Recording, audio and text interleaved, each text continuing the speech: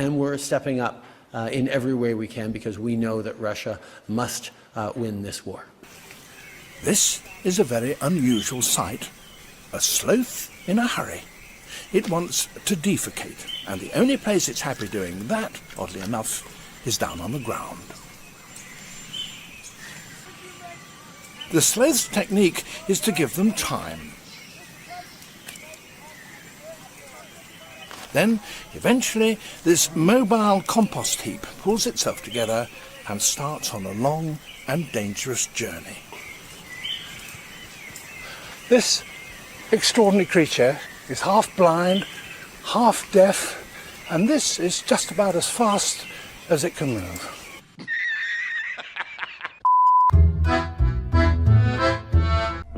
There is out there a deliberate undermining of mainstream media. What? There are the conspiracy theorists, there are the social media drivers who are trying to do everything they can to keep people in their little filter bubbles, to prevent people from actually agreeing on a common set of facts, agreeing on a common set of facts, agreeing on a common set of facts. And we're stepping up in every way we can because we know that Russia must win this war. It's the way, CBC and CTV, when they were our only sources of news, used to and global used to project across the country at least a common understanding. Are you serious? So he has eliminated the rights of Canadians all across Canada. That's why whenever Justin Trudeau goes out in public, he's met with large mobs of people that say they hate him. Like this. Look at his monkey. Hi. Pleasure to see you as well. Hey there, how you doing? I'm not shaking your hand, boy. You're a piece of shit, man. Why is that, sir? Stop the entire country. You've been listening to Putin, have you? Putin? No. But definitely don't listen to your propaganda, eh? Oh my God, we got a piece of shit in our parliament. Somebody should go in there and clean it up off the fucking floor. I'm so pissed off at Trudeau's lies and the mainstream media supporting all these friggin' lies. It's, something's gonna give. It's not gonna be a pretty ending, is all I say. Good afternoon or good evening. It's evening now. I've been slow today. Good evening, ladies and gentlemen across our beautiful country of Canada. Our friends around the world in the known and unknown universe, welcome back to your favorite angry Canadian, pissed off as ever. But there's always a little bright spot out there. I was looking up the analytics for the channel, and you wouldn't believe all over the world that people tune in. It is absolutely incredible. Thank you to all those who are just looking for maybe a little bit of truth, something different. Maybe they think like I do, common sense, not the bullshit coming out of Trudeau's mouth. With all due respect, you were going to take a free holiday from someone you consider a friend, but obviously you have a different definition of a friend than the commissioner. You knew that they had a lobbying registry, that they were set up to lobby the government. How could it not have occurred to you that that might not have been okay? The fact is, we work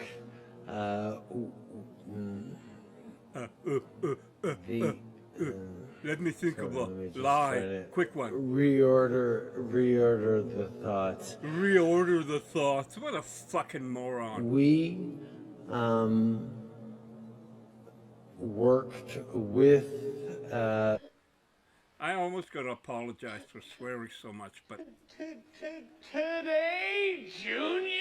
But somebody's got to say something. lobby Somebody's got to do something about these pieces of conflict shit of interest infecting our commissioner planet, our lives.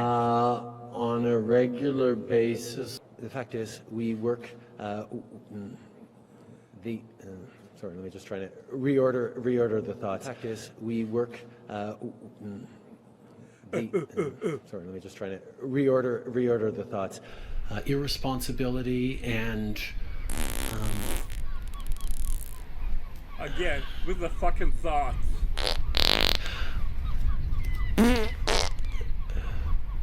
what an idiot! Oh, what a loser!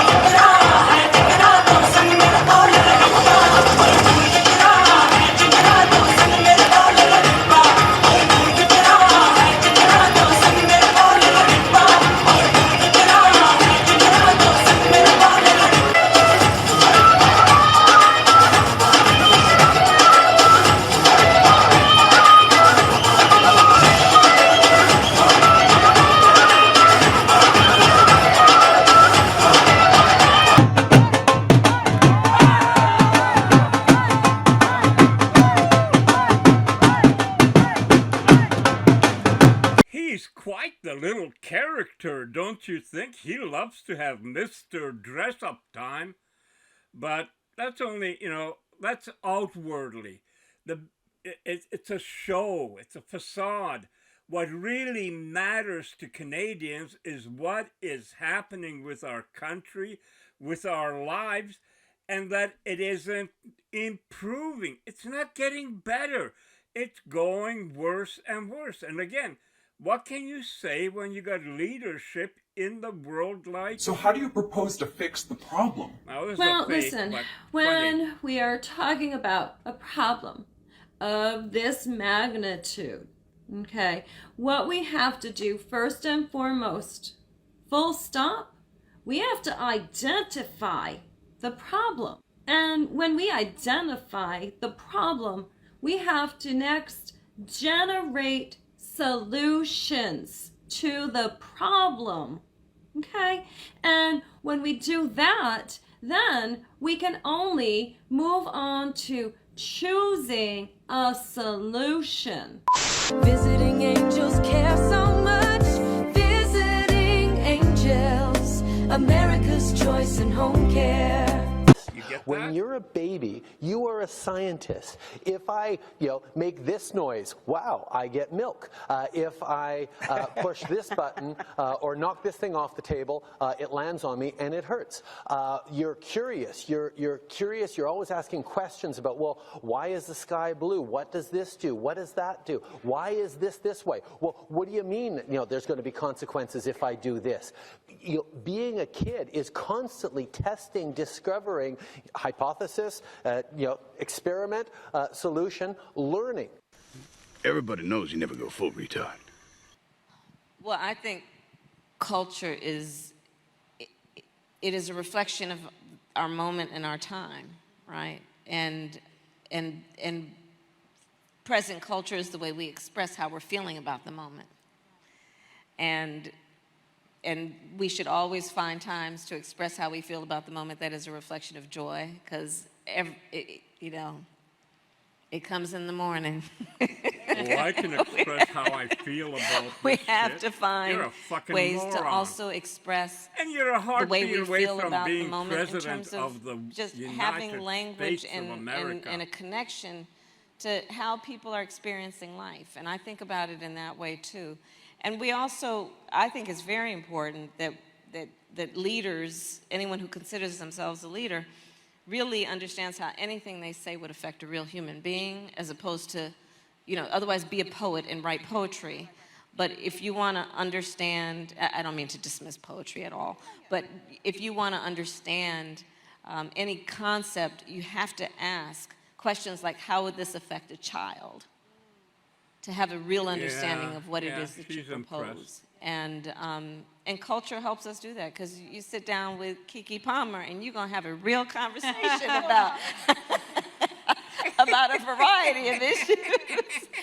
But I think it's so important also just to be present. We have to be present. And in this moment, I think there's a perversion in some ways about what it means to have strength.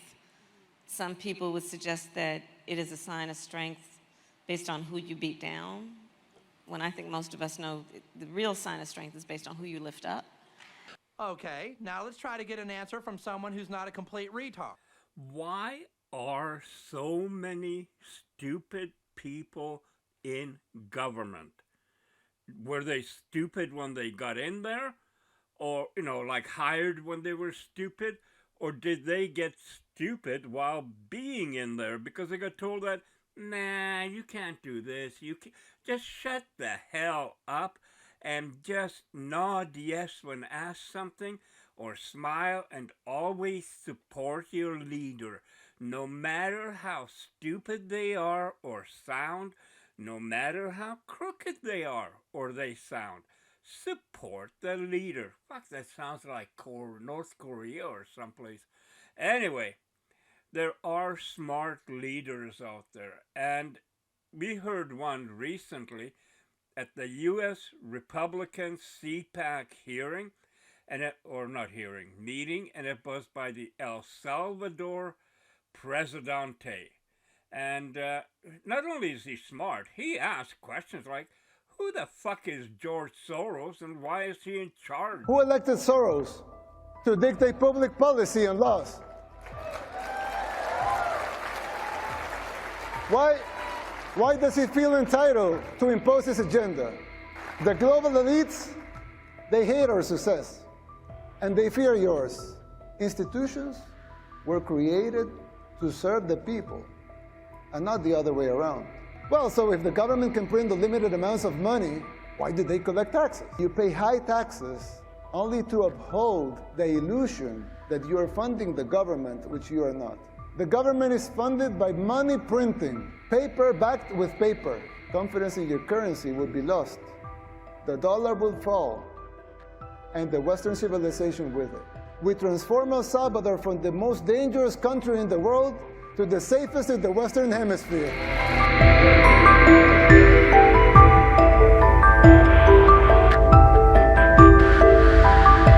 Video of Deputy Prime Minister and now Minister of Finance, Chrystia Freeland, interviewing none other than George Soros, saying she is, quote, listening carefully like student to teacher. The closeness of these two should alarm every Canadian. What sort of a financial deal should Obama be seeking to strike when he travels to China next month? No, I think this would be the time, because you really need to bring China into the creation of a new world order. Who really is George Soros? Well, according to his website, he is, and I quote, prominent international supporter of democratic ideals and causes for more than 30 years. His philanthropic organisation, the Open Society Foundations, supports democracy and human rights in more than 100 countries.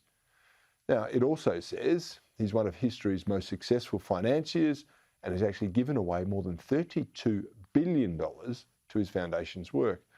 And that work is, and I quote again, to support individuals and organisations across the globe fighting for freedom of expression, accountable government, and societies that promote justice and equality. You see, Soros and the Open Society Foundation's billions look to be a one-way flow of leftist funding. There is scarcely a left-wing cause he doesn't have his financial fingerprints on. Now, most of these are done at arm's length through a myriad of intermediary companies and organisations, but the original source of the funds is often the same. Now, in America, there's websites that document hundreds of organisations that benefit from Soros funds, including innocuous-sounding groups like Defenders of Wildlife, which is actually a green group that condemns logging, farming, mining, and recreational motor vehicles, much like our own Greens here in Australia. And right through to Planned Parenthood, which sounds pretty innocuous too, but it is the largest abortion provider in the United States. And with that, George, I would very much like to invite you out here to enter into conversation with Chrystia Freeland, also a hybrid who moved from a brilliant career. I know a lot about this because I knew Chrystia Freeland when she, was a journalist at the Financial Times, whose name shall forever live in infamy for employing her. And I remember even then thinking, this woman is not bright at all. But boy, does she have high self-esteem. I don't think I've ever even seen it's off this, I don't know what the self-esteem measurement scale is, the Richter scale. But her self-esteem was literally unassailable. It was bomb-proof. If a nuclear bomb dropped on your town, you could hide beneath Chrystia Freeland's self-esteem and live. There's like nothing you could do to shake it. Nothing. No amount of evidence of her stupidity and wrong decisions and idiotic views could dissuade her from the core belief that she was awesome and you were not. And I kind of stood back in admiration, so I guess I shouldn't be totally shocked that she's helping to run and destroy your country. But she's doing it in her signature way. She's not getting on the CBC, her media outlet, which like almost all outlets in this wonderful oppressed country is run by the government. It's all state media. It's Albania 1985. And I'm sure we have people whose families are refugees from Albania. Welcome, and you know what I'm talking about. But at least you could say of the Albanian leader in 1985, Enver Hoxha, that when he went full fascist, he just like didn't mince words. Shut up and obey or we'll shoot you. Chrystia Freeland is wise enough, clever enough, in her serpent-like way, to make it all about your protection and safety. All about your protection and safety. No, we're just trying to help you. That's why you're in shackles. You're being arrested right now for your safety. Oh, it's for the common good. Don't worry, you'll understand. I always want to say, Mrs. Freeland, can I go to the bathroom? No, you can't. And you can just imagine her taking great glee as your fourth grade self wet his pants in class as Mrs. Freeland refuses to let you go to the bathroom. So that's kind of more diabolical. Tucker Carlson called me a fascist midget. Let me make one thing clear. I am not a midget. I am a small woman. In fact, Doug Ford seems to have a particular fondness for small women. Now, I know 37 stools scattered around Parliament may seem like a tripping hazard to some, but for me, they are like a ladder towards democracy. As a commentator on economics and finance, to an active role as a progressive politician and member of Parliament in Canada, and I only hope that Christia's work in Canada will spill over south of the border to the United States. The honourable member for Toronto Centre. Mr. Speaker, the IMF has issued a warning about the inflated Canadian housing market, cautioning that home prices have jumped more than 60% over the past 15 years. Canadian families with a personal debt burden, the IMF warns, is among the highest in the OECD, are at risk of $100,000 losses they can ill afford. The IMF says Canada needs better data, something this government is bizarrely opposed to, and more coordinated financial oversight. When will this government quit electioneering and fear-mongering and table a budget that addresses Canada's cooling economy and overheated housing market? Our government was elected on a promise to deliver for the middle class. And our economic plan is focused on building an economy that works for everyone, with good jobs that people can count on. The big problem we have in BC is people earn decent incomes, but they can't find a place that they can afford that's close to work, that meets the needs that they have or that their family needs. We need to build that housing. And we know we can't do it alone. There are huge challenges around housing. The cost of construction materials has gone up. This new premier of British Columbia, and I say he's new, he's been around for a bit, is either dumb as a piece of driftwood or he's a friggin' perpetual liar like every damn politician out there. And then he's standing in front of the other lying piece of shit, Trudeau. But listen to how he talks, this Eby guy. I live in British Columbia. I'm not impressed with him talking like we're fucking kids and trying to explain why the price of houses has gone up. You know, the thing with materials and taxes and interest rates going up, and all these things have contributed to house prices, property prices. But he doesn't mention the fact that we're going to work very hard to make more rental accommodations of all different kinds. Rental, because, you know, you're not going to own anything by 2030, the Great Reset. You know, you're going to be living in your little 15-minute cities, and you can, cars? Shit, no. You know, the apartments we build have balconies where people can store their bicycles. Man, even here in Kelowna right now, just today on the news, they were talking about putting in more bike lanes, and people with businesses are going, fuck, you're going to put us out of business. And, you know, you got to kind of think, well, that's the idea, dumb nut. They want to put you out of business so that the business is for the big box stores, like during the lockdowns. But hey, wait, there's a whole slew of fun things coming on the horizon. Oh, you just got to get yourself ready, because shit's gonna hit the fan in these big cities. As commercial property goes down, less taxes will be taken by the city, which means they'll have to go after the people that own homes. They won't go after the apartment owners because, well, you know, they got to build more apartments for the rental market. We are being so friggin' taken advantage of by our government. How much do you think you can buy this for? 13 cents. The snag is, it comes with at least $800 million of debt. It's the sort of thing that's happening a lot right now. And that's a big deal. Because a global property crisis can rapidly spread to the rest of the economy. Office buildings, hotels, and other commercial real estate projects around the world are going insolvent or being sold at knockdown prices. One investor has warned that the industry could face $1 trillion in losses. This is the biggest real estate crisis since 2008. A lot of office space around the world is now redundant. There's too much of it. And that's why we're seeing such massive value declines.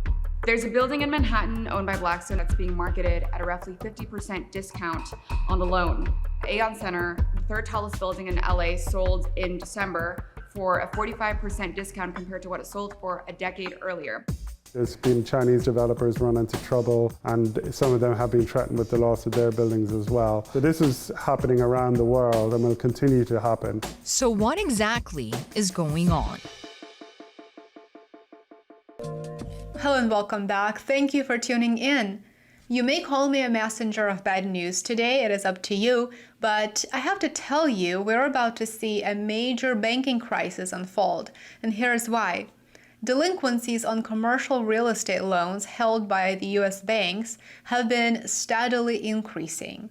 Based on the latest inflation figures, the Federal Reserve will keep rates unchanged. They will keep rates higher for longer with a possibility, there's no certainty about this, but there's a possibility of a rate cut in June. I will remind you that January CPI report shows that inflation has increased. And this is a perfect recipe for a major credit event. We're talking about a systemic credit event that will result from commercial property values dropping while the number of bad loans is going up. There's more than $900 billion of debt on US commercial as well as multifamily real estate that will have to be somehow refinanced this year. How can it be refinanced when the value of collateral is dropping due to high vacancy rates while interest rates remain high? Small to mid-sized banks hold approximately 70% of all commercial real estate loans in the United States, and their exposure is extremely, extremely high. Unfortunately, those are the banks that will be hit the hardest. Hello and welcome back. Thank you for tuning in. In this video, I will share quite shocking news related to the expected growth of the BRICS bloc compared to the G7 forecast. The information that I'm about to share with you is based on a recent report. It was released by a research firm, Hanley and Partners. I personally thought that the conclusion that this firm came to is quite shocking. I did not expect to see this, and I know that many of you will be surprised to hear it as well. The reason why I want to share this is simple. You likely won't hear it anywhere else, and it is very important because it truly puts current events in perspective, and it will hopefully help you get a better idea of what challenges the next several years might bring with respect to de-dollarization and the shift in global geopolitics. The BRICS bloc is a very unique and unprecedented new development that should not be dismissed in the Western world as inconvenient truth. So with that being said, based on the report, the BRICS bloc nations are expected to see the highest surge in millionaire count over the next decade, and this growth is expected to exceed the rise in G7 countries. The BRICS bloc count in millionaires is expected to see an 85% increase, while G7 is expected to see a 45% increase. This is forecasted to be the largest increase in wealth across any group of nations. Well, I tell you, I got to make a second, not a second, I got to continue this on because there's so much good information I still have, especially as it relates to world leaders, because there are some out there who really work for their country, for their people. You know, I'm not saying everyone is above reproach. I know that in politics, global affairs, you know, you got to sometimes hold your nose and do things you don't want to. But ultimately, it should be your country and citizens that are at the head of your priority. Do you think Trudeau has Canadians as number one priority for his government? I can tell you without hesitation, fuck no. And the same with Biden, the U.S., and the Democrats. Fuck no. You know, they're looking after their own interests, whoever that is, wherever they are. Anyway, stay tuned. I got more to say.